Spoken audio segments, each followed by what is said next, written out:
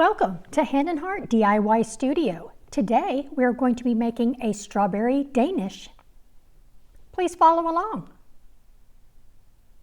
First, we're going to start with our sweet dough that is in number 5 of my videos. If you need it, go back. Then we're going to use some Smucker's strawberry jam, some vanilla, and some cornstarch. We're going to start off with at least a half a cup of strawberry jam. We're going to put it in our pot on low heat so we can go ahead and get that start to simmer. Now we're going to add in 2 teaspoons of cornstarch and 1 teaspoon of vanilla flavoring.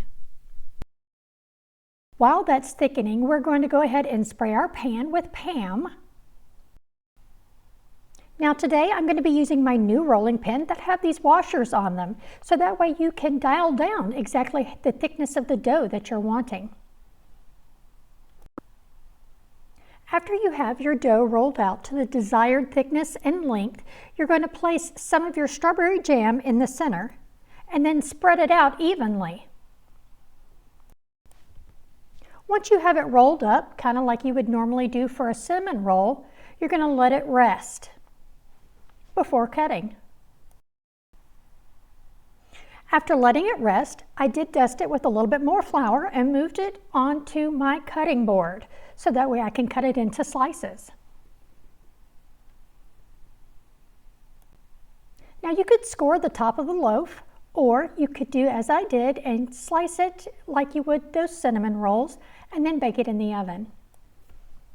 Now one special hint I will give is I should have let the strawberry jam cool down before putting it on my dough. Still here it was pretty warm and it wanted to ooze out of the dough.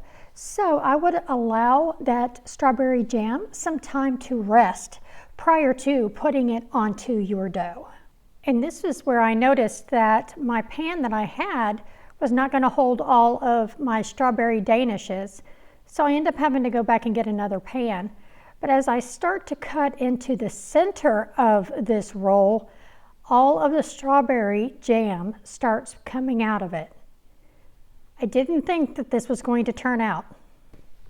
I also noticed that my rolls were not the same size. I will make sure going forward that they are all cut to the exact same size as to cook the exact same way. Also, keep in mind, this is my very first strawberry Danish that I've ever made from scratch. I went ahead and grabbed another pan.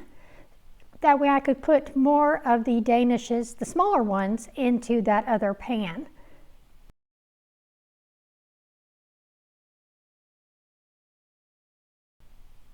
It does get messy.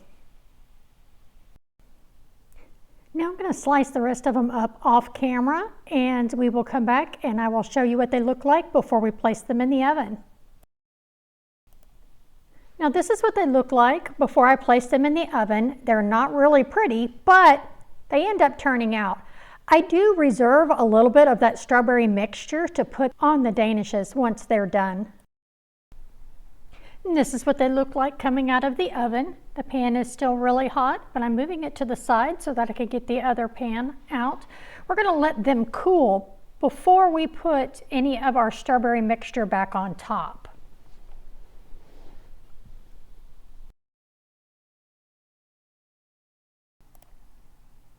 Now that they've cooled a little bit, I'm going to go in here with my fork and I'm going to see how sweet they are prior to putting the strawberry on the top. We do not want the strawberry to be overpowering, so I wasn't quite sure what the flavor was going to be. But I also wanted to show you the crust and the flakiness.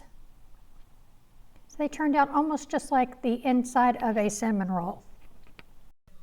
And here are the finished rolls. They didn't turn out as sweet as I thought they would, so I added the remaining strawberry to the top. They were very good. We'll make them again. Thank you for watching Hand and Heart DIY Studio. If you like what you see, like and subscribe.